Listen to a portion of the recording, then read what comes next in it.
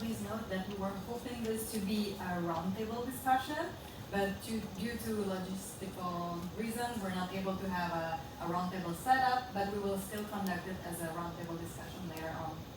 Please use your imagination. We will. So we will have a few wonderful speakers. As you can see on the screen above, so they'll step. We can't. Use your imagination. There we go. So they will stay in the front following their interventions, but rather than a traditional panel, we would have any audience member join the conversation at the end. So once they're done speaking, they'll open up the audience to begin to interact, and hopefully we will have a constructive dialogue rather than just a Q&A. Right, and Claire and I will be moderating the session. And with that, we're going to turn the mic over to Martina, who's the head of the CCAC Secretary. Martina. And well, we're amongst a group of friends and colleagues here, hanging in that together, doing this work. So thank you for having pulled together as well. And I think that's really important, this partnership spirit in which we're showing up to trying to solve the issue. And so, already said, I'm Martina Otter, heading the Secretariat of the Climate and Clean Air Coalition, a partnership of over 200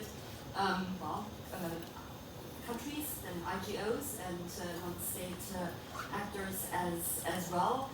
And we are hosted within the UN Environment Program, and we've been really putting superpollutants on the map since 2012, bringing together a lot of this attention. We delivered the Global Methane Assessment as well, that gave rise to the Global Methane Pledge, obviously along the strong leadership of the US and the EU, and taking this forward. I think it's really good to have this topic on the agenda of the London Climate Week. For many, waste management is what we do for sanitation. They don't have methane on the radar. We come with this topic and we try to connect the communities, and I think we have to do more of that. There's a lot that is going on that's not even accounted for in terms of methane reductions. And we put forward this opportunity as a climate solution. So waste management as a climate solution. And obviously here we look mostly at the organic waste side. And what we want to avoid is that waste ends up in landfills in dump sites and landfills where it emits methane for decades. And there's really an opportunity to also help with overall waste management if we take the organics out and use them really as a resource. So there's a whole life cycle element to that as well, and we put it in the declaration, the Reducing Organic Waste Declaration that came out at last COP under the leadership of the COP presidency of Azerbaijan as ADVI, so the avoidance, diversion, valorization, and then the infrastructure investments as well to capture the methane. So it's really a resource approach along those lines. And why are we so hung up on it? Because methane is our emergency brake. All the superpollutants are. If you look at time and temperature, it's absolutely critical, particularly where we are right now. It's absolutely critical that we address anywhere where we can produce methane. And I hear a lot, oh yeah, well, it's easier, some of fossil fuels. Like, yes, that's true, it's easier, it's the least costly. That should absolutely happen. Waste is a little more difficult. Agriculture is actually still a little more sensitive. But this is a place where we can take action, where we can make 1,000 flowers bloom, because there's a multitude of actors, and it takes me to the subnationals. They're at the front line of this, and obviously we're working together with the C40, and I'm looking at Zach. It's really critical that we give the means to those who actually want to address that issue, because it's a nuisance, right? Nobody wants to have it. So I think it's really good to make those connections, to help as well, make the connections in a whole government approach. How can we help some nationals tap into the finance? And that's what we see is the missing link in a sense. There is willingness to act. There's often a capacity issue. There is a finance issue. And then we want to zoom in here today as well, how data can help unlock some of that finance, because always looking for transparency and accountability, if there's interest in even using carbon markets and things like that, that we can show what is actually being reduced. So with that, I don't want to go into too much depth already, but I think the word is out that we have the Rome Declaration from last year.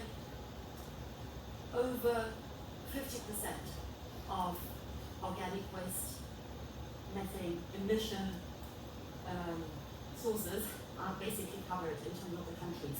So it's not all the countries have joined, but we have some 60 countries now that they represent over 50%. And I think that's also something that's good. It's very supportable.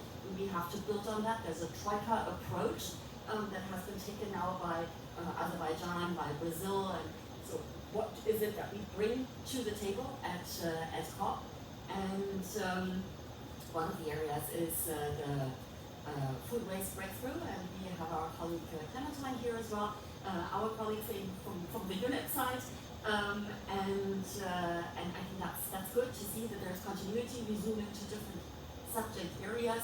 At the last COP, we heard a strong commitment from Latin American ministers on dump site closures, and we're working along those lines too. So there's a lot that is happening. And obviously in low M, a lot is happening too.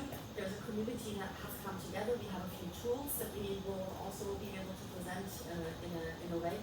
But it is really closing that finance gap that's where the rubber hits the road, I'd say. And let's see what we can do together to shape a message, to shape some of the actions that we can bring forward to COP30. And now I really stop. Thank you. Thank you so much, Martina, for your very insightful remarks. Completely agree that this is a space to take action in the waste sector, and there's a multitude of actors, so this is a space also to collaborate with each other to help subnationals get access to finance. And this is how data can also help unlock finance, and we want to have this discussion today. So next I would like to call Carolina Urmeneta as the Waste and Circular Economy Program Director from the Global Methane Hub. Carolina, the floor is yours. Thank you. Thank you first for the organization, and thank you for joining us. As we were saying, right, we are among friends, and the idea is to have an open discussion. And just for the ones that don't know the Global Methane Hub, we are a philanthropic effort to support methane mitigation in three sectors: energy, agriculture, and waste. And of course, today we're going to talk about waste. As Martina was saying, most of the time when we discuss about COP climate change, we're always thinking about energy, right, and carbon neutrality. When we talk about methane and waste, it's a place where we do have good opportunities in a short-term period, okay? And I'm going to come back to that, but let's keep that in mind. As a hub, one of the things that it's more important for us is the collaboration, and that's what we are supporting, right? How we collaborate, how we engage with different organizations, and also when we talk about the waste sector, we know that we have the nationals and the subnationals. That's why the lowering organic waste methane initiative is so important, right? And how to bring that discussion and how to unlock some specific discussions in order to get action. What I think is really important, and I came from Latin America, as most of you know, is that this COP30 is about implementation, right? And it's about success of the Paris Agreement also, right? We heard that yesterday from Anadoni, right? So how we can demonstrate that here, we can have success in the short-term period. That's what we're looking for, right? For that, it's not easy. We need to talk about, when we talk about the waste sector, we are talking about development, right? We're talking about how to get better jobs. We're talking about communities and how to engage with them, right? So yesterday we had a really good discussion on, oh yes, we need system transformation. Yes, we know that, but we need to talk about implementation. And for that, we need to recognize that we need a transition and we need specific discussions. That's why we're here today, right? It's like, yes, we know waste is great because we did have this reducing organic waste and methane declaration at presidential level. We're working on that, right? How to make waste sexy enough for everyone understand that, yes, we have an opportunity here, but also we need to talk about the details, right? We need to show that we're going to have results. So today, what we are going to have is, this, right? We're going to discuss about three specific tools that we have been working all together, right, as in a collaborative way, right? A white paper on carbon finance in municipal solid waste in developing countries that was developed through a collaboration with GAC, Catholic Foundation, RMI, and the Global Methane Hub, and also 2 toolkits that we have from the Lowering Organic Waste Methane Partnership. One is the finance toolkit that's going to be presented, right? That was led by C40 and CPI. And the other one is the Lowering Organic Methane, Organic Waste Methane Data Strategy, which is really important, right? When we talk about how to engage with the finance sector, right? We know that we need to shift, right, the finance from incineration and landfills without methane capture to more like sustainable way on management of landfills, right? And like the waste. So we need to talk about segregation, disposal, and management, and how to engage with communities. The discussion that we're having here is also about the Global South, right?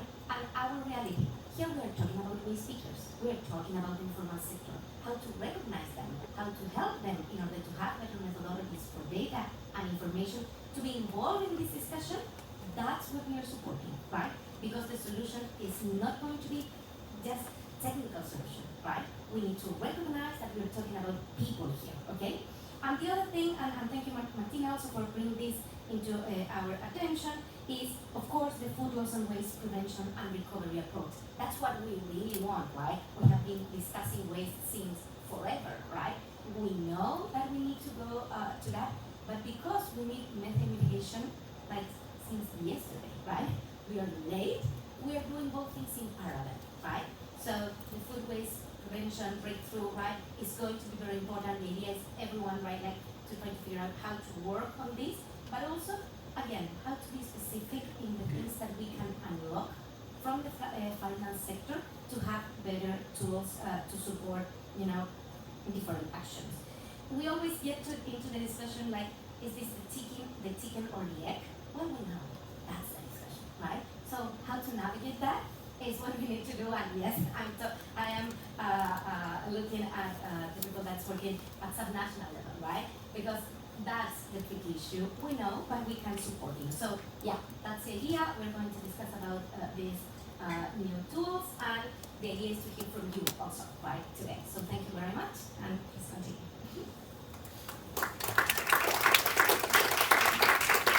Thank you so much, Carolina, for your remarks.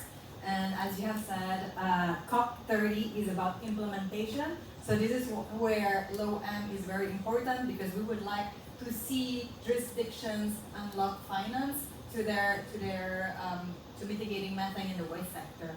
And yes. So next, I would like to invite Tisa Mafira as the Director of Climate Policy Initiative on stage, who will present the launch of our Low M Finance Toolkit, Solutions for Financing Waste Methane Climate Action. For Tisa, the floor is yours.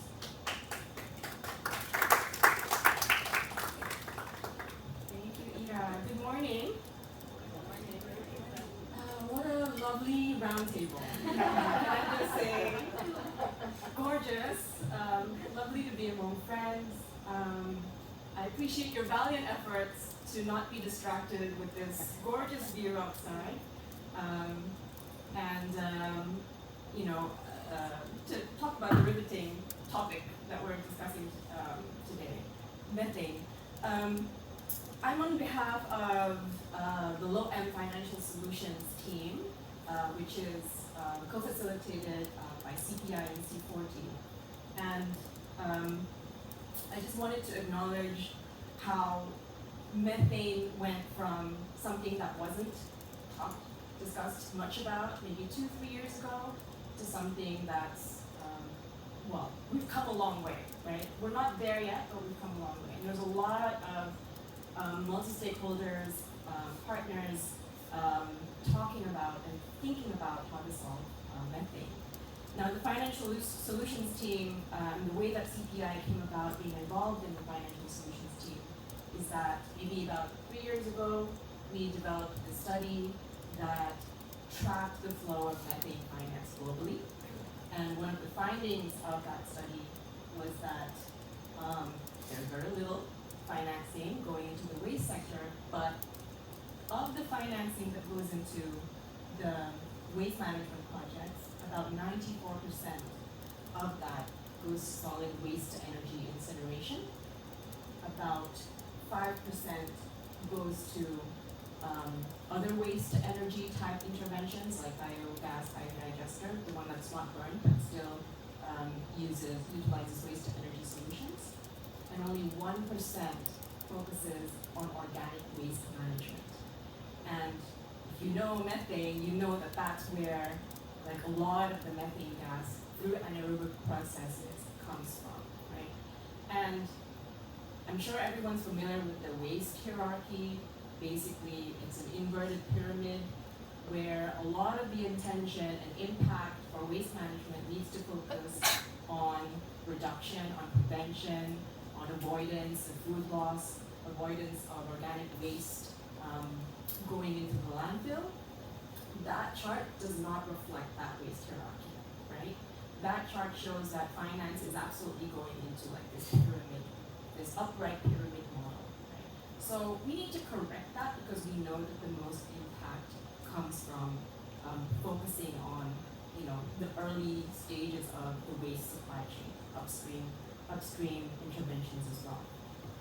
So another study that we recently did, and this was supported by Gaia as well, was case studies in Indonesia and Brazil, looking at organic waste management, business models, and financial structures across different levels of business models, right? There was community business models, public, private sector business models, and across these different models, across these two jurisdictions, we found that the typical organic waste management business models involves OPEX-heavy structures and low revenue streams. No surprise here, because the high OPEX means you're involving a lot of waste pickers, you're involving a lot of people. The question was, that sounds inefficient maybe at the surface of it. What if we were to increase CapEx and make it a CapEx-heavy business model? Would that work? Apparently, not so. Because if we're increasing CapEx, we're making it centralized, we're making it really big, high-tech, kind of, you know, a big size volume of a centralized model, which will increase your transportation costs. So also high OPEX in the end, right? So the question is high OPEX for waste pickers and community members and their labor, or high OPEX for transportation. That's like basically those two models will deliver the same kind of financing challenges. So we really need to think about this carefully, and the reason why the financial solutions team came about developing a toolkit, because there were a lot of questions around what kind of financing for that kind of unique, you know, business models that we find on the ground that deliver a lot of impact but are really not getting the financing they need. So the finance team is part of the broader, of course, low and what do you call this? Super teams. Finance team, and then there's the data team, and then there's the general members. The finance team focuses on, first of all, identifying candidate positions. We propose candidate jurisdictions based on existing or expected finance support. So we're working with general members who are working with their jurisdiction, and we can identify, hey, I think this jurisdiction is interested in commitments, and this jurisdiction has a suite of projects that might be promising, and we help to identify basically, okay, what can we, you know, level that up into jurisdictions that can access financing. So then we have target and portfolio development, whereby basically jurisdictions have a portfolio that clarifies, you know, what kind of projects, and then we step in to add in a level of detail around the financing structures, the CapEx, the OPEX, for the priority actions identified in that portfolio of that jurisdiction. And then finally, we hope to identify and mobilize support in the form of an investment thesis that works for those specific portfolios, right? And of course, this is not something that we do by ourselves. The financial solutions team is not like 100-member team, but this is something that we can pull in other partners to collaborate on. And if we identify the need for more technical support, technical analysis, project feasibility studies, we would be in a good place to be able to pull in those kinds and make those connections with everyone here, of course. So these are the low M levers, and you'll notice that it does target every step of the supply chain. It does follow the waste hierarchy because it starts at the top, it starts at food loss and waste, it starts at reuse, it starts with separation, right? And all the way down to the landfill, the dump site and sanitary landfills, which is on the lower end of the spectrum. And we want to kind of layer the finance solutions toolkit over this lever, meaning that we identify 4 specific spots within this supply chain. What are the financing interventions or financing support that would fit for these the different spots they're in? Because this will require kind of tailored, bespoke, financing solutions. You'll notice that there's some red, yellow boxes. Those are not low end levers, right? The red boxes are the problems that we want to solve. The yellow box is not a low end lever because incineration or RDF is not the most cost effective nor the most carbon safe solution. So that's not part of what we call a low end lever and not part of the solutions that we want to find financing for. So we wanted to acknowledge, first of all, that before I go into the goals of this toolkit, we had lots of discussions, right? We wanted to acknowledge the gaps, the challenges in the financing. They're not grounded in the realities of local context, government, they're not aligned with maybe social capital that already exists in the jurisdictions, the local context, the operational challenges. We had a great discussion yesterday around how there are grants, there might be MDB funding, but there's like a gap in the middle where the grants are not actually leveraging private financing or MDB financing. So we want to be able to close this gap by identifying the fit for purpose funding and financing mechanisms. So the 3 goals that this toolkit aims to provide is to, first of all, improve financial literacy. So we clarify what mechanisms work best, when, and what is needed to access them. And then second of all, we want to shift investments towards high impact, scalable solutions that align with the waste hierarchy. And third of all, we want to strengthen the link between waste data, trends, project readiness, finance, and help develop financially viable and bankable project pipelines over time. So it really is a catalog of public and private financial mechanisms across the waste value chain. It looks like this. It's a list right now in the toolkit. Of course, this is not an exhaustive list, right? We're trying to break this down into as much detail as possible. Not all loans are the same. There are many different kinds of loans. Not all grants are the same. There are many different types of grants. And they'll be fit for, different kinds of projects. We want to kind of break that down in more detail, as much detail as possible, while acknowledging that this is not an exhaustive list because, of course, people can come up with new and innovative mechanisms all the time. So we're encouraging readers to access the toolkit. You can access it already now. It's up on the CCAC Low M website. And please actively explore, the curated resources that's listed in the appendix. There's reports, tools. There's practical examples of studies done in, across different jurisdictions, and particularly in the Global South, that were developed by Low M partners. And hopefully we can explore, and solve the financing challenge together. Thank you.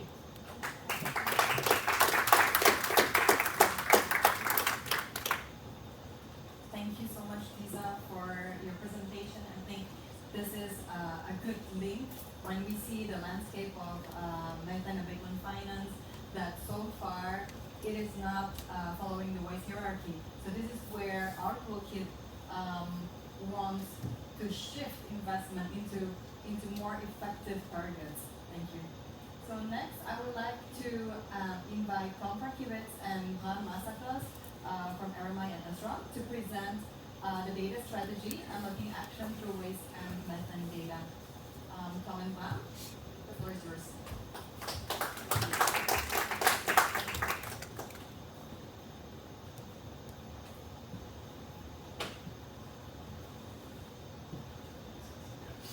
I thought we could dueling microphones.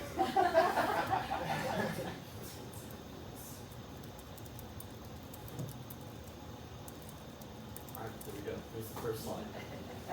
So this is really the first part of it, defining the problem. And I think most of us are quite familiar with methane, so I don't want to belabor it.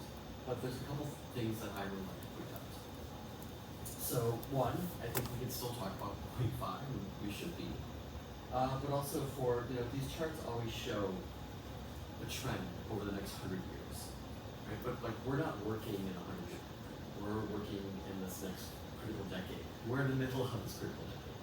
And so whatever your goals are, whether they're global methane pledge goals, corporate goals, nationally determined contributions, we can't get there without it. And so you have to be thinking of the impact of methane in the 20-year timeframe. And these are some of the barriers, and these are, I think we all have different versions of these. This is kind of how RMI defines the challenge with methane for kind of the work we do, our theory of change. But there's nothing kind of that genius about this, right? There's lack of information, lack of a policy enabling environment, and lack of access to capital. And so one thing that Low M does is try to provide a common source of truth. Because especially when we set out to achieve the Global Methane Pledge, especially for the waste pathway, the big question was like, okay, great, we want to reduce methane from waste. What are the dump sites? How much are they emitting? And if you don't know your baseline, it's really hard to figure out what you're working to reduce from. And then finally, lack of access to capital. And we all know getting funding for projects is a challenge. But I think one of the things we struggle with is even, what is the shape of money? Who's out there providing it? How do you stack it up together to actually finance a project? And so that is the beauty of this group. I am not going to explain this. And when we were forming Low M, we had all kinds of spaghetti charts and like literally throwing spaghetti at the wall. I like Heroes Society much more. So we're going to work on that. But this is like something that the data folks put together. We can do hard things together. I think what I would point out here is that we brought together all the groups that are necessary to tackle these barriers. And so we have a data solutions team that brings together like great expertise across our organizations, the finance team that was already mentioned, but then we work together both with the design group to actually kind of strategize, but then through the jurisdictional group, we actually do deep dives in specific jurisdictions where we bring all these resources together to try to help them establish goals, identify projects to get there, and then leverage the data to have it be a data-driven process, and then help put us in touch with capital. And that's essentially what this does. I won't go over this because a very close version of this is already shown. But again, that's what the Low M does.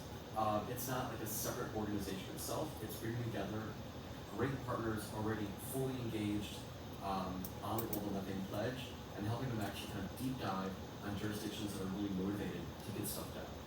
And with that, I am going to hand it over to my colleague Ron, talking about how we leverage the power of satellites to actually help jurisdictions, and I'm going to wrap it up with a couple of examples of how we brought the information together.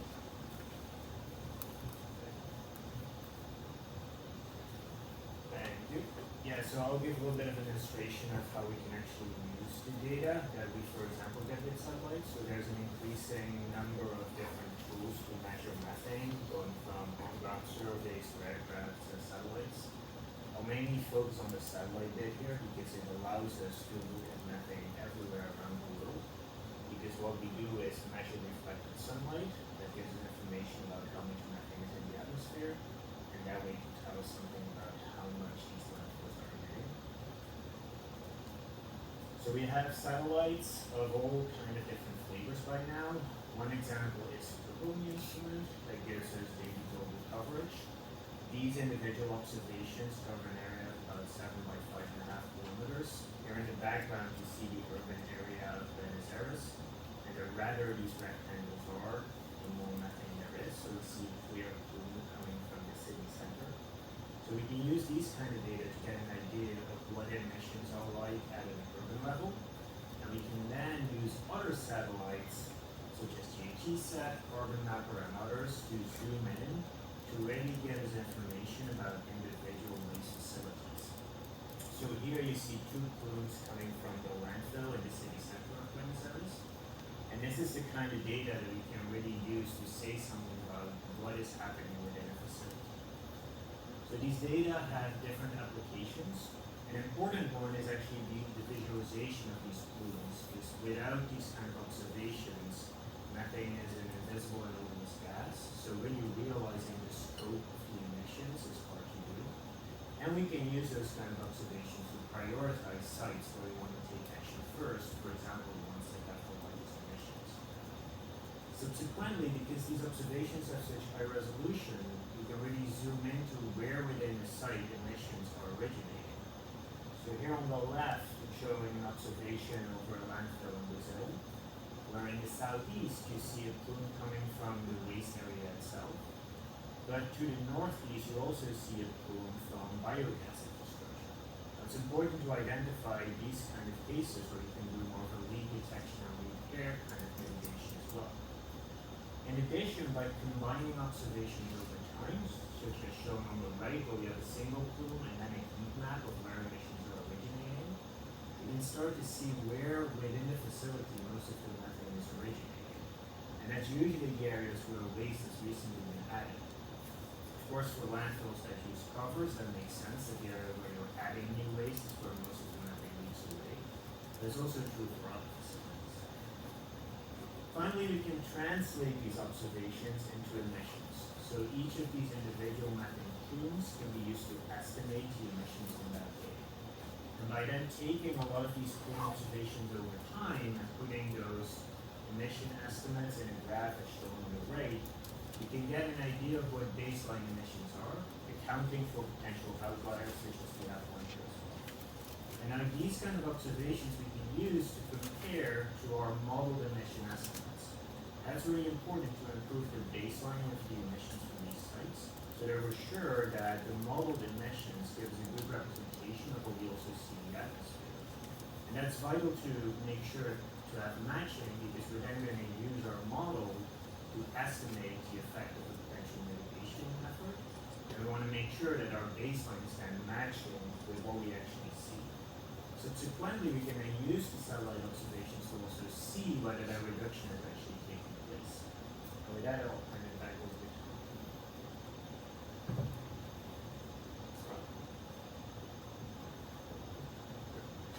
Alright, so I'm gonna try to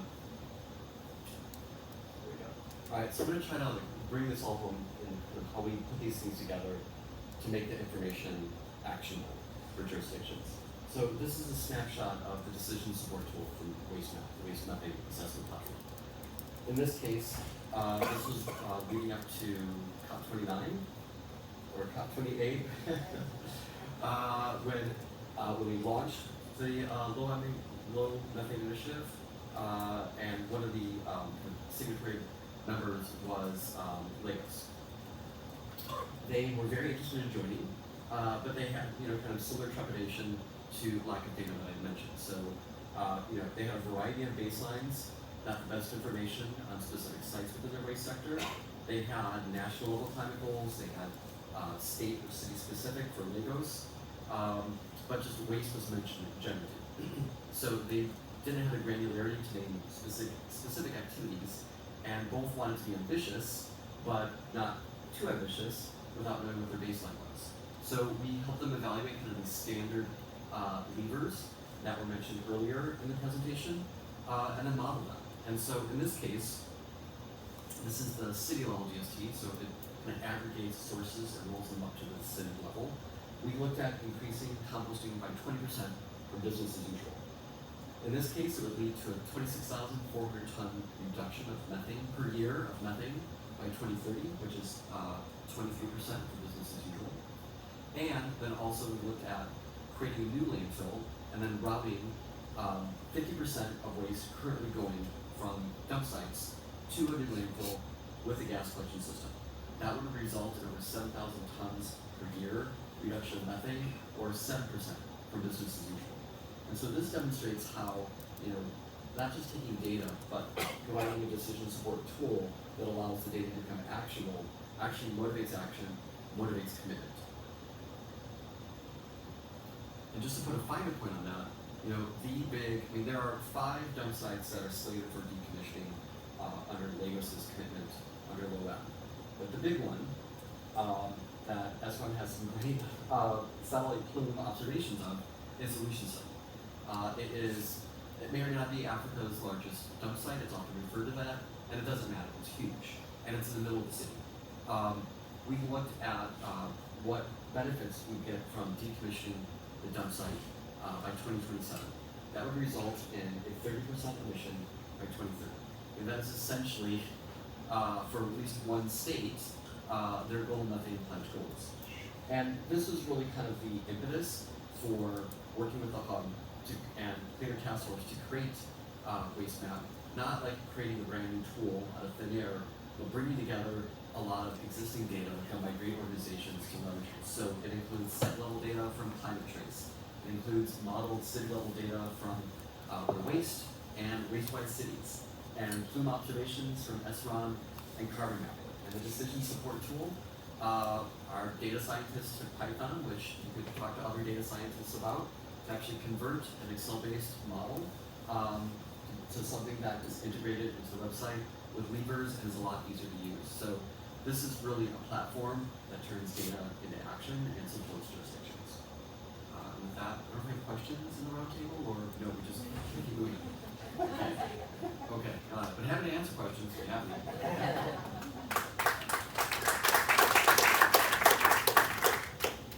All right, thank you so much, Tom and Mom.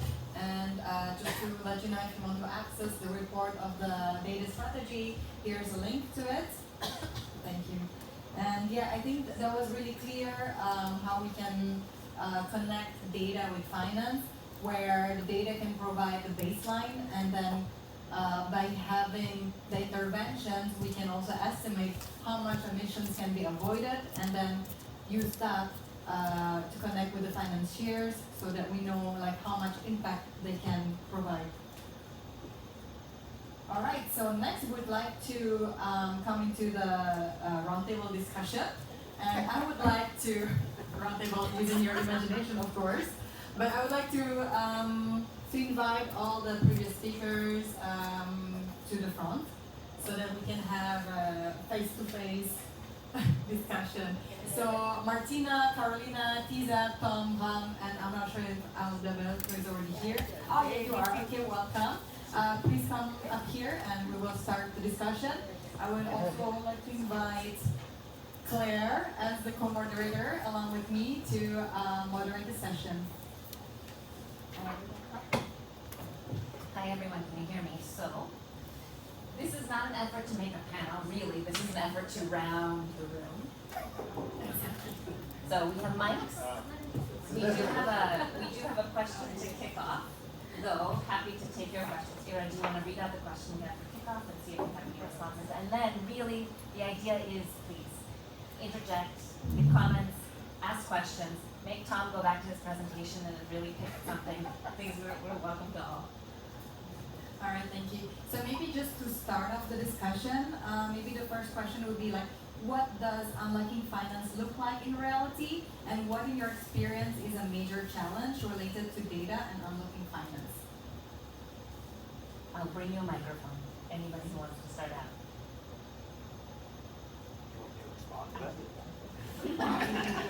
The one sitting in the front row. Thanks everybody for coming and joining this conversation. So I'm Zach Dovius from C40.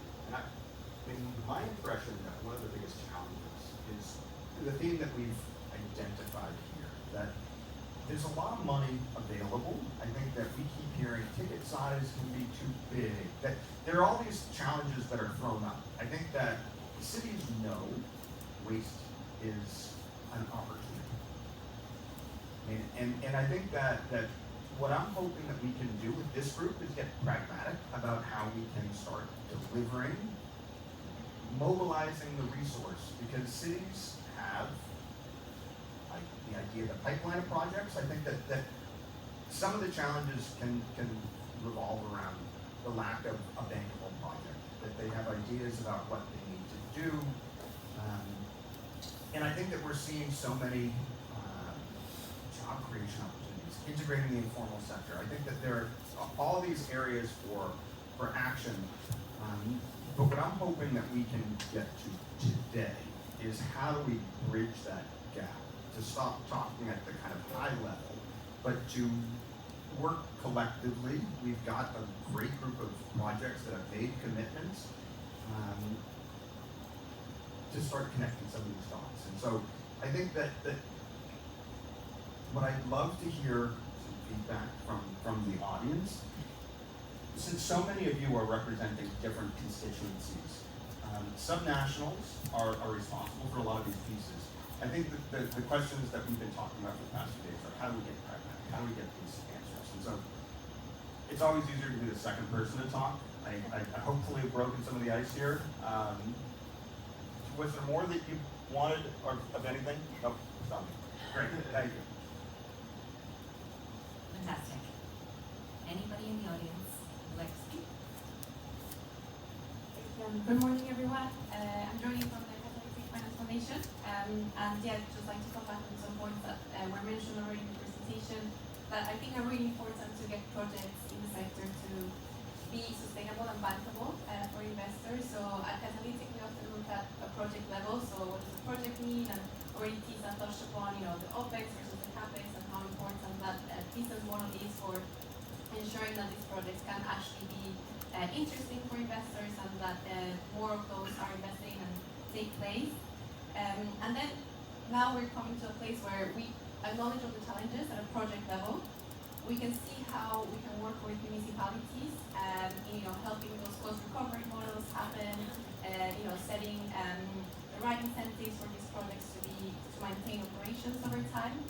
And one question that keeps coming up is, okay, how can we leverage that to also help a mindset change at the national level? Because ultimately, at the national level, decisions on implementing a gate fee, on cost recovery of the business models is not always made in silo.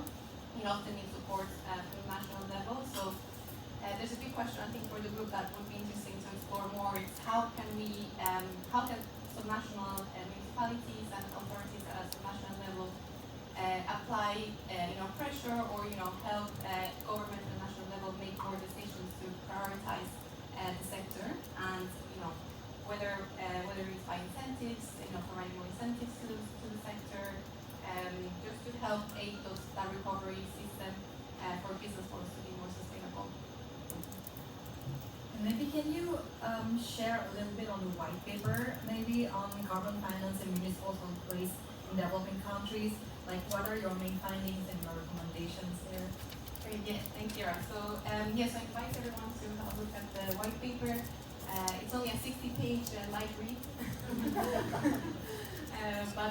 Just to share some kind of key highlights. So, the main objective of doing this white paper was really looking at what tools already exist out there to support the operational phase of projects.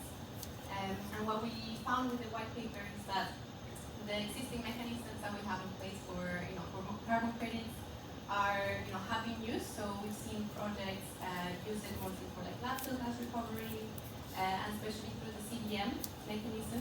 So that's something that we saw quite a bit happening through the majority of projects. So we see cases where projects have been supported, their business models can receive revenue from these different mechanisms. But we encounter several limitations. So firstly, when projects can tap into these markets, firstly, there's a question mark on whether they can tap into these markets, because often there's compliance costs, there are complex mechanisms, and they can be expensive to access. So for smaller projects, there's actually a breach, a gap where they cannot tap into these revenue streams. Moreover, by financiers, when they look at projects often, and there are carbon credits coming into the project, they're not really embedded within the business model, so they're just seen as a plus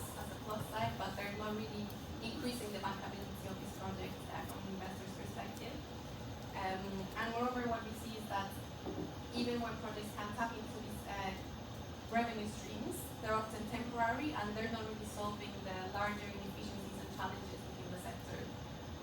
So one of the things and solutions that we're working on in Catalytic alongside with partners like C40, RMI, GMH, GIZ, is okay, how can we provide an incentive system for these projects based on the methane reduction. So firstly offering a price that is fair and reflective of the global warming effects of methane, but also that can help kind of change, implement those systemic changes, what are systemic changes and political buy-in for more of these projects. So I encourage everyone to have a look and then very happy to answer any questions you may have. Fantastic, thank you, Christina. And unless somebody has a direct response, one additional thing, what I think it's really important, it's if we look at this type of how we support the OPEX sector, like the OPEX in the sector, it is going to be also a very interesting discussion, and that's why what we are talking here is really important. Is okay, we're going to say we need OPEX and we're going to reduce methane, right? Based on inventories, the typical analysis that we're doing through methodologies, right? The thing is that with these guys, right, and the waste map, we can see the emissions, right? So there's going to be a tension if you remember the slides that we saw, right? It was like from the data perspective, emissions were like 2 tons per hour. From satellites, it was like 3 plus 0.9, right? So it's double like that. So what are we going to do with that? That's also a good discussion, right? And it's really interesting, and that's why this collaboration is so important, because we need to understand how to use that in order to improve the data that we have and how to consider that type of information when we are working on how to support the OPEX to the sector, right? Because that's going to happen in a couple of years, not tomorrow, but almost tomorrow, right? So that's a new talent, which is a really good talent because it's going to drive also the discussion about greenwashing. Is this really happening? Are we diverting organic waste, etc. Right? So it's a great complement on the things that we need to do for the methodologies. Just to add another thing into the discussion. Thank you. Wonderful, thank you. Discussion of carbon markets. Maybe I'll come to you just next after this. Maybe think of our friends over at google.org who have strategies to address carbon or methane and super pollutants through their work. So let me hand it over to Randy Scott to give a little chat about what Perfect. Yeah, so excited to be here. So excited to see the momentum around this stuff. Randy Spock. I run carbon credits and removals for Google, and our goal really is to neutralize Google's remaining emissions in whatever way most helps the planet solve climate change. And I'm delighted to say that just as we've all been saying about the increasing momentum on Google finally recognizing methane as an important part of that solution, that momentum has very much carried us along as well. So we are motivated now not just by how do we fix the problems of excess CO2 concentration in the atmosphere, but absolutely devoted to and very focused on the long term, but how do we also pull the levers that we can in the near term to really slow down the climate change and limit warming. And top of the list is this organic waste methane question. So most recently, we just contracted last month in a deal that will help install landfill gas capture equipment on a landfill in Cuiabá, Brazil, that is intended to be sort of our first foray into using some of the financing power that we have as a buyer of carbon credits and harnessing that to the overall cause of stamping this stuff out wherever we can. So I guess just 2 thoughts for this group. One is thank you so much for welcoming us into this conversation, and I'm so inspired by the way that you were all thinking about this from a really high level, top down, first principles approach. We are very interested in doing the same and not simply taking whatever is easy, but doing whatever is right for the planet. And we were all setting an inspiring example in that regard. But the other thing I'll ask is just how can we help? I've heard there are challenges, understood that there are issues that might be blocking the pace of development we'd like to see for some of these projects. We have a lot of tools that we can use to help unlock that. chief among them, I might say money. So like, how can an actor like us get involved to stomp on the gas, as it were, and really accelerate this effort? That's what I'm really interested in learning more about, and so excited to work with. So thanks. Great. I had a hand over here. Oh, Tom, do you want to respond directly? I guess, response and question. So I'm thinking back to the brainstorming session we had yesterday, and we had a heated discussion about, chicken or the egg, right? Like which comes first, the MRV or the data, the MRV of the project, right? And you need the MRV to kind of like divide the North Star for the data collected, the projects to get, but also, financing is really specific to the type of project, because you can't just have like a universal MRV. But that inhibits a lot of projects moving forward, or NGOs kind of working in the dark doing pre-feasibility assessments that go nowhere. So I guess what would be a way, like you are interested in more projects. We have lots of people working under LOM, on the ground, working with cities, evaluating project ideas. How do we, like what's the middle ground? How do we kind of, if not a project pipeline, like how do we have a funnel where we are kind of steering projects your way directly or to groups like yours? Like what would be some signals that you would send out for us? I have the same question you do, and so we should work on that together. But the idea is exactly the same. Of course there will constantly be this push and pull, I assume, of figuring out how much impact we can really have, and also figuring out like what it takes to realize that impact on the financing side. And I don't think that we should let perfection be the starting line for that sort of thing. Start at a sort of earlier level. What I will ultimately need to know is how much impact is there, and how much do you need from me to unlock that impact? And most importantly of all, I think, like, where can we truly be catalytic, and where can our impact be additional, and not simply paying municipalities for impact that was bound to happen anyway? So I think that's where there's a really exciting role for us to come together and be a tipping point, be the thing that tips some of these things from maybe not going to happen anytime soon to, oh my gosh, wait a minute, we've got a little bit extra sweetener from Google on the table to make this happen where it wouldn't happen otherwise. Here are the rough projections for the impact that results in, and then let's talk about what is needed to get the impact. But I know there's so many more details, so let's follow up, basically. We had a question maybe from Jeff.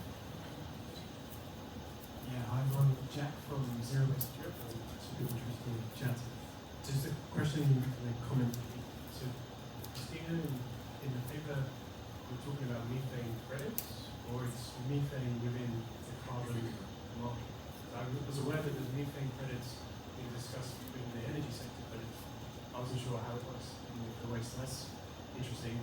And then I guess it builds on Tom and Randy's points. So in Europe, we have some data from municipalities, we're gathering, they are gathering, to say, look, here's our needs, the capacity needs, and the base of our needs. But then what we lack is the connection point that you can't really concretely go to an investor unless you have a fully vested finance model business case. And who funds that? The city say to us, well, we can't fund tens of thousands into a study because we need that for public capital costs. The NGOs can't fund it. And investors don't want to fund it because it could go nowhere. So this is where we're at, this sort of gap in the middle. And I'm wondering if others are also struggling with that.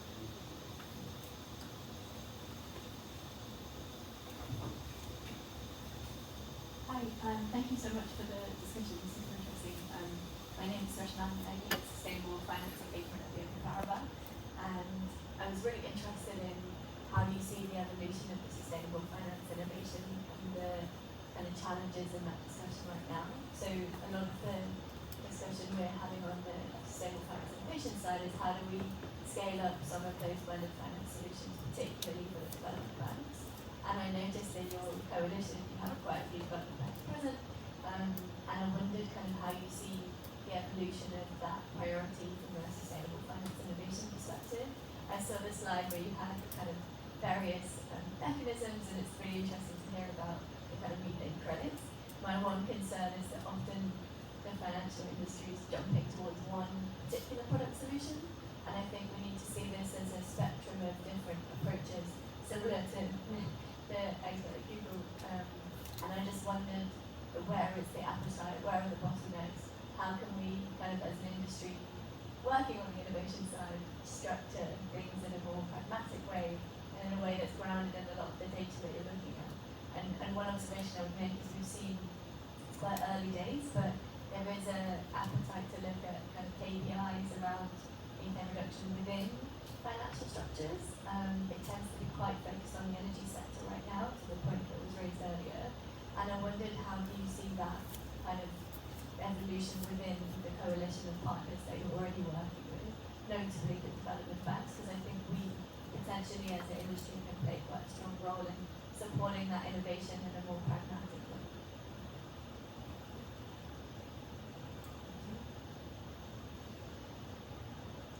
Does anybody?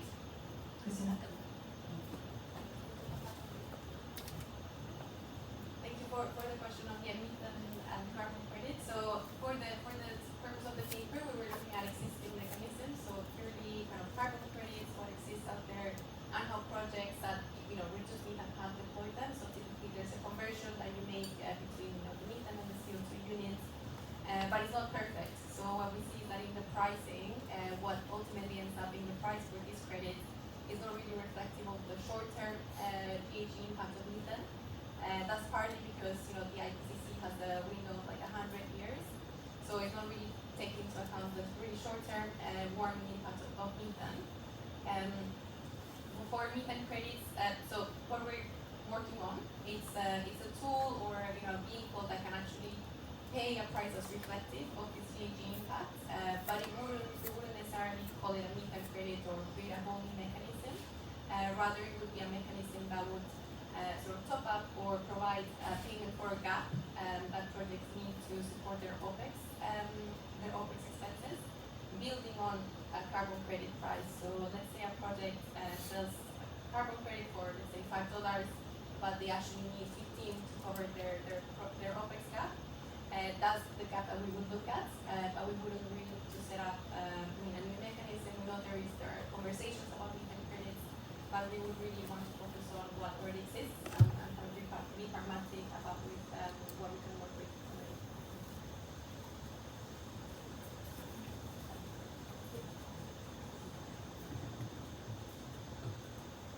Thanks for the question. We had a discussion. Well, there's only two ways, basically, where you would add methane reduction KPIs, right? For a development bank or for a bank. One is to disaggregate your current financing to account for what part of that constitutes methane reductions, right? And this is actually what we heard from the World Bank a day ago that they're doing. Is that they're looking at their portfolios of financing into waste management across 60 different countries and disaggregating which part of that constitutes some methane reduction KPIs. But speaking of KPIs, I think what we also heard from the World Bank is that they are keen to couch the KPIs in development programs because this is financing at the end of the day going into developing countries who have development targets. So maybe slightly less focused on the methane reduction KPI, but delivering other impacts such as health or such as employment and so on. The other way, so that's disaggregating current financing. The other way is to add methane on top of whatever you're already doing, as a new product, right? And as an entirely new KPI, new portfolio of financing, focusing entirely on methane reductions. And for that, we haven't seen much of, to be honest. And perhaps it's a debate to be had whether... We have seen it in some green bond use of proceeds areas. That's right, yeah. But I think we've tracked that and it's still quite a small portion in terms of kind of earmarked project pipeline. Yeah, exactly. So there's a lot more to be explored in having methane-focused financing packages. definitely it would be useful for CPI's tracking work if everything was labeled nicely as methane. But we suspect that a lot of impact is being delivered anyways with financing packages that are labeled as waste management, for example, right? Which is probably something that we shouldn't discount the impact of, and should explore whether we can tap into that and make that more impactful and aligned to the waste hierarchy, and and is able to leverage more financing. So I think the gap that the Jack was mentioning is that because you were saying particularly development banks, right? I think the gap that Jack was mentioning was that development banks have this package of financing that they're already doing for waste management. There are grants going into waste management or methane reduction projects on the ground that are maybe kind of small scale, that are maybe startups or communities. But then once these projects graduate from the grants, they don't necessarily graduate into receiving the next, the loans from private banks, or the cities don't necessarily graduate into receiving loans from MDB. So how do we make that more connected? And the how is through more tailored financing instruments that fill in that middle gap. It could be project preparation facilities. It could be more of that. It could be something else. Or even leasing, like there's a massive role for leasing in this space that's really applicable. But yeah, we can maybe catch up. Yep, absolutely. Conversation after this. Yeah. One small thing, two things.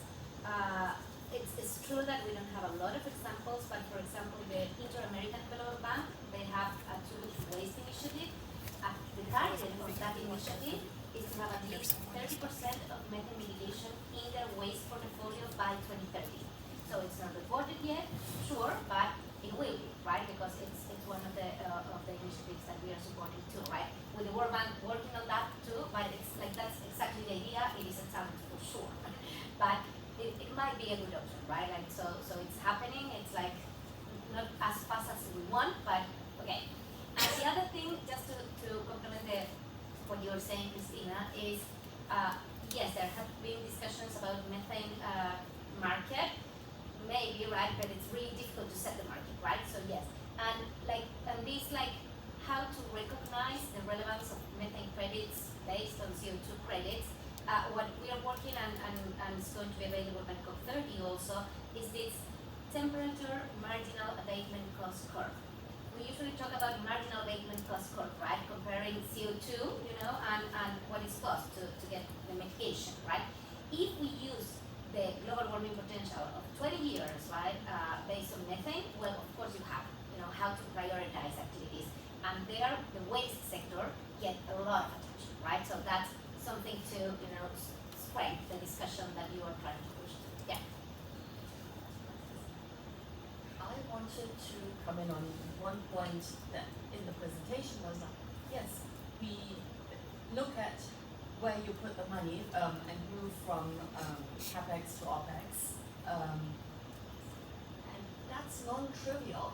And I just want to hold that for all of us. That sounded like, yeah, let's do that, but that's a major step. That's a real game changer. And I think if we collectively accept that, number one, put that message out, and then we can unlock ideas how we actually can do that. What are some mechanisms that work for this? Because as we saw the numbers, at the moment, it's all going on the other end. It's all infrastructure stuff. And now I come back to something that at the beginning of the CCAC, there was an effort, and it was designed that way, together with the World Bank.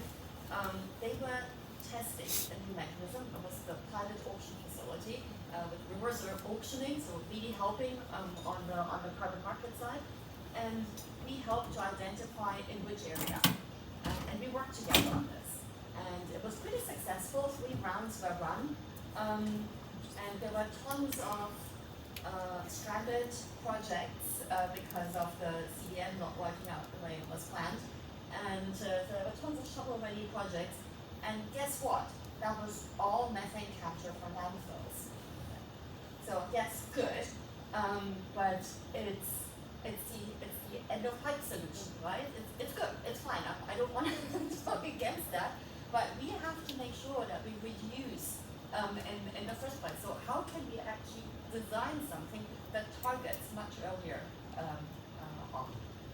So that's the second. So I'm just trying to see where we co-create. I don't have a solution for it, but how can we co-create solutions, and where do we want to put our collective emphasis? The second is we've been working quite a bit, and obviously it's really sad because we've been working with USAID quite a bit on teasing out. They call it the methanizing portfolios. I prefer to say the methane content of portfolios, and really show how much of that is already done and try to quantify. And they've been really good at doing that. And we tried to bring this debate into the OECD DAC to make that a marker for the development spending. And then I got a question back, yeah, what, how? And I'm like, well, I'm not a development, bilateral development aid provider in that sense, but it's something we could maybe work collectively on. What would be the right marker for them to take it and thereby shift how some of that money is being spent? That's why I started with my sentence. People do waste management not for methane but for sanitation. How do we get into that? And it's an opportunity. And if that helps to the top up, because there is methane reduction, that's cool. And I think we have to just shift the thinking process around that a little more so that we have more actors on board on our side so that they don't see, oh, that's yet an add-on that I have to reckon with. But it's what I'm doing, but I'll do it better and I'll be able to show what I've done. And the last bit I want you to comment on is the question of the MRE and how accurate do we have to be. And obviously, if you want to have a solid carbon market and not a lot of hot air, this has to be super accurate. But at the same time, and I liked it, what was said, let's not make the perfect the enemy of the good. We have to do these reductions. We have to do them now. And maybe we can come up with proxies that are lower so that we're conservative, but that gets it done. So that we don't wait until we have it perfectly right, but we just, there's a number of things how to do it, and I know in the waste sector it's so much more complicated than obviously on the fossil fuel, and because a landfill is just emitting, so your plumes will obviously give you something, even if you've done a really good job and not adding more, but for decades this will still, and that's the problem, right? So let's not look at that, but maybe it's what goes in, and that will also not be perfect because although the local context matters, the composition of the waste will matter, and so on, how much methane is really emitted, but maybe we take it from how much comes on top and reduce the organics in that sense. It comes with a good collection system, and the more we can actually collect the organics on the other end, maybe we can measure that. Maybe the waste bins out there that measure immediately what you put in, right? Maybe that's a way of doing it. Easily having some outcomes from Google, maybe having some AI technology linked to that actually adds it up. Maybe there's some opportunities. Maybe that is triggering some ideas. So in response to that, Martina, it seems that if you want to finance diverting food waste and other organic waste, you have to get down to the household level. Household or farm, yeah. Or the farm level, perhaps. For a household or a farm or a market to do something else with the food waste takes time and perhaps other resources, which may be scarce. I know in my own case, some time and attention is required to, get food to the compost bin in town. I have those resources, but households in Lagos or Rio may not. So if this assumption is true, I'm not in the field, and maybe the white paper addresses it. It's almost a microfinance situation, how do you incentivize households to take the time to do something else with the food waste?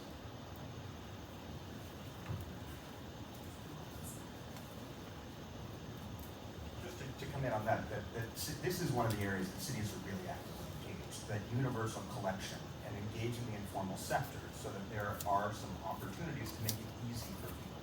So, or going directly to markets where a lot of the waste is. So again, it's where can we take those quick actions to have a quick impact? And so the markets seem to be a place where a lot of the waste is coming from. But I think that your point about microfinance and about engaging the informal sector is a really exciting idea that cities are looking at. There are some examples out there, and the question is how much can you scale that? But there are examples out there that's experimented with, and it's at that level at the moment, but where you bring your organic waste and you're getting compost back, for example, and the development country context that actually is not without interest, because a lot of people do have their backyards, their chambers and so on, but actually, well, there's maybe also more knowledge than we have to relearn some of this. And they still do, so there's maybe an advantage there. Yo creo que implement a sistema de municipality. The good part of organics recollection is that it's quite more easy than the recycled materials, that you have to separate, distinguish materials. This is just to put everything in a bin. Everything that has been lived once in a life can be in a bin when you process it in an industrial way. So it's quite more easy for people. You need to teach them, but they're happy to do it, especially if they receive compost or something back because they feel part of the system. And one thing is, the household level is obviously always more complicated. But if you go for restaurants, schools, marketplaces, how much is good enough in a sense? We need to start somewhere, and if that creates enough of an infrastructure, and it's maybe easy enough to add in the neighborhood around that, and so on. Thank you, Martina. We are running up against time, and we have had a very patient friend waiting for a question. Here's our last question. Thank you. I'm Hernán Lopez from Implementa Sur, Chile. We have been helping also the local and national governments to accelerate action, and I'm very happy to see that we're having the same problems to accelerate these projects. Regarding the OPEX, we have arrived at the same solution, right? Carbon markets could help accelerate action in these projects. But also there were a couple of barriers that I would like to, maybe someone has someone to share or solution or case study that you'd like to share. Regarding, for example, first of all, guarantees. So I believe for implementing this type of instruments and reducing the OPEX of the projects, some guarantees will be needed so financial institutions can recognize this as a new revenue stream from the projects, right? Another barrier, I believe, is aggregating projects. We have also mentioned that projects usually are not large scale, except in the landfills, right? So, and transaction costs are also high. So, aggregating projects is another difficulty that we're facing right now. Using instruments such as a program of activities, as for example, is something that we could use to reduce those costs, but still, if there are too many jurisdictions, there is still a problem with that. And the third barrier that I believe is important is securing the long-term sustainability for projects, because the project cannot rely only in carbon markets. Carbon markets, they have their credit periods, their renewables, and it's highly probable that the project will outlast those trading periods. So it's important to secure a revenue stream in the long term too. And that's something that should be worked together with the development of the project, right? So and just for Google, I'm a big fan of waste management projects. I believe there are highly additional and high quality projects. So if you are looking for that, I believe it's a great place to be. All right, we're running out of time, but I think Mariel wanted to have one comment as well. Okay. So last one. I'm glad I asked. Thank you so much. Thank you so much for all the discussion. It's been really, really insightful, and I'm really happy to see so much consensus in the room, actually, and so much alignment, and so much of the right questions being asked and put on the table. And just one particular thing I'm very excited about is to hear these interest from the MDBs to align themselves with one of the development goals. And I think that as much as we can be very creative and innovative in finding new sources of finance, there's a long way to go. And definitely when we look at the local level, for a lot of the local implementers, some of these innovative finance solutions are really further away. So not to explore it, but definitely like looking at the actual sources of finance that come from the entities, FAIs, and that are there really, and their mission is to finance cities and finance the implementation. How much of these criteria we can influence so that they are really aligned to the Paris Agreement goals. And we know that the MDBs have this joint methodology thing. And when you look at the waste sector indicators, of course they're not putting the money in the right place because the indicators are definitely not conducive to that. So here we are in Europe, sadly not in the European Union anymore, but the European Union actually has a great example of taxonomy on sustainable finance that really did a lot of good work in aligning the waste hierarchy with the sustainable finance criteria and put together the objectives of climate change and circular economy and said, look, if we want to meet those targets, these are the solutions that we need to finance in the waste sector. And this is a great example that I hope that other IPIs and other MDBs would take note of. And I really want to see how we can put more pressure onto these institutions so that we also put in value precisely we close the gap on the data, and this is where we look at the greenhouse gas emissions, the methane emissions, and this is great, but we need the data from the waste collection, from the waste reduction, and all of that. So really, with more data from the ground and more criteria, better criteria in the IFIs, we really managed to shift finance. The finance that is already going into the wrong pockets, and we make sure that we move all these resources upstream, which is where low government go. Thank you so much, Marielle. And with that, I would like to close this discussion. It has been very lively. Thank you. So this is also a call to continue this collaboration so that we can co-create solutions together. All right. So to close this session, I would like to invite Adalberto Maluf on the podium, National Secretary of Urban Environment, Water and Resources and Environment Quality, Ministry of Environment and Climate Change of Brazil, and CCAC co-chair. Adalberto, the podium is yours.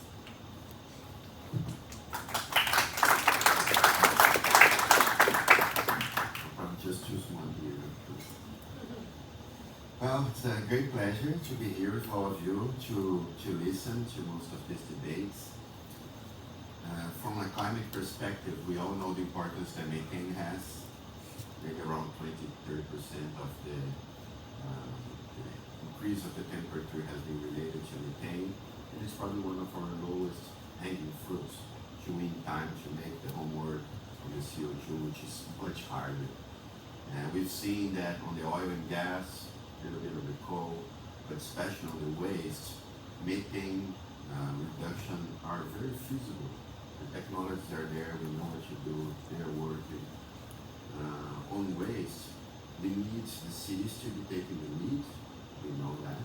But of course the federal governments, in the case of Brazil, we are trying to do that. They have to coordinate a little bit and put the public policies that we need to be in place.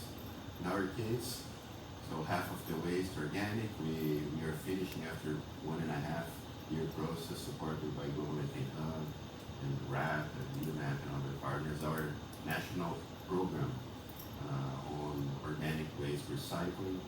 We did 2 bids, different RFPs for cities, doing composting, hiring cooperatives, creating a business model with urban agriculture. So we have more than 100 projects running in Brazil. We did also an RFP to create investments for the Waste Speakers Association. They were just doing recycling, also to start composting. So it's one extra revenue stream to them. But it also deals with the reality that only 1/3 of Brazilian cities separate recyclables from organic. Now, of course, course, they started the projects with big generators like restaurants and hotels and food marts. But we have to tackle this unfortunate situation soon.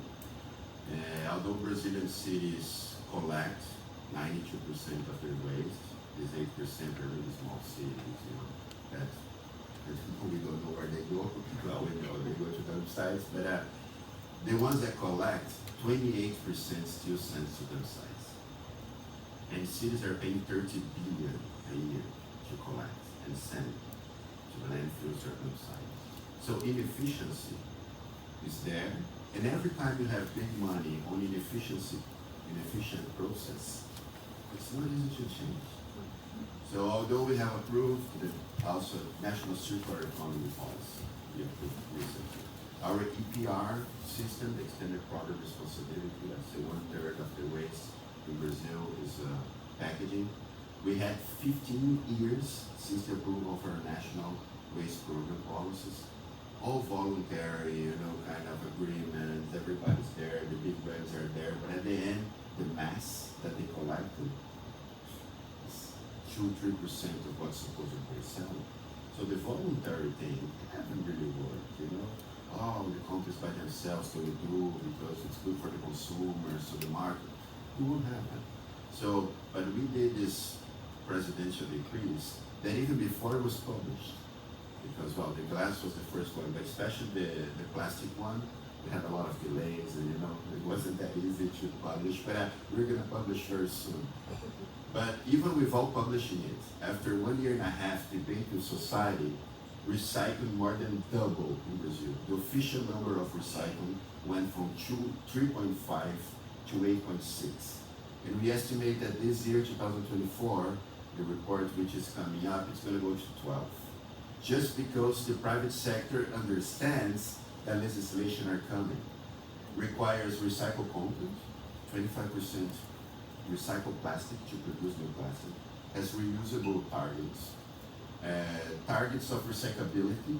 So if you sell products that don't have recyclability, you have to pay a little bit more. You have to pay the waste pickers when they select a product and they're not able to sell. So there's a lot of measures that the federal government can do. But at the end, if we don't bring society, the private sector, and especially the mayors to understand that they have to lead this, it's very challenging. But at the end, we see that after all these policies were done, we created this Green Resilient Cities program that integrates Ministry of Environment, Ministry of Cities, Science and Technology, and the board is 1/3 of the board is cities, 1/3 is states with civil society, and 1/3 government. We saw that the mayors wanted to take the lead. When we opened requests, we have like 300 mayors applying. Together with C40, we did the Green Resilient Cities model projects funded by Bloomberg, where we financed 50 projects on mitigation, 50 on adaptation. And at the end, we still don't have all the necessary data to make sure that the projects, are right and where they have to go. And even when you develop a little bit, the finance was not always there because there's so much different situations. So that's why I'm so happy for today. Because I think today, especially CCAC, trying to work at this kind of one-stop for waste, cities and stakeholders, they want to do waste. We integrate everybody. You have the cities, you have civil society, you have technical assistance, you have the financing, but you have federal government and subnational governments together. For us, LOW, the low organic waste, we already have a couple of cities in Brazil joining. We just now got more Florianópolis, São Paulo is coming, Brasília, Belém, Rio, Fortaleza, a lot of cities. Joining LOW, they also get this $50,000 support, which doesn't seem that much, but it's really important to have somebody that goes there and help the city to understand what are the actions, the cost benefit. Is this real? No, this is not. Let's do a consortium. We have the scale here. Brazil has 65% of our cities are in a consortium of waste already. To get the scale for the landfills or to do the solutions, you have to do it. But at the end, even doing this, a lot of projects don't happen. if suppose your finance is there, if you do the technical assistance and you know the options are there. So it doesn't happen because it's challenging. Sometimes it's not politically easy for the mayor to do a big investment or solution because he has to create a tariff to pay for the service. We are used to pay for water, for energy, for public transportation, but in Brazil we are not paying, we are not used to pay for tax on waste. So this is a reality we have to understand. And trying to get the best of this inefficiency money that's already there, and I really feel the carbon credits somehow they can help. We issued these green bonds, $2 billion, so 20 billion, guys, it increased 10 times the average of the climate fund. We started financing methane capture in the landfills. Now since 2 months ago, we started financing also biomethane trucks for the waste management system to do it. We finished our green taxonomy also on all the areas, but also on waste. So the private sector, especially the financing world, is saying, okay, now I'm gonna try to invest the most on these sectors here that the government has said, but at the end, we still need to find a way that everybody works together, that everybody is collectively efforts on this, especially I think the investment Greco Redulago and Antonio, our teams there from co-presidency, they were very lucky in choosing the word mutirão. Now mutirão, which comes from the indigenous Tupi language, is this efforts that you do, you know. Mutirão in an indigenous community, let's harvest, you know, the corn we planted, or let's plant, or let's build a house for a new family. Everybody goes there and works, like 4 or 5 a week until you finish. And until you don't finish, nobody leaves it. You gotta deliver it all together. And that's what we need now. We have the data, we have the finance, we have the technical assistance, everybody's on board, mayors know the importance, they wanna lead the way, federal governments are trying, states are understanding that they also have a role to play, but we need everybody to go together to deliver. Because it's not easy, but it's feasible.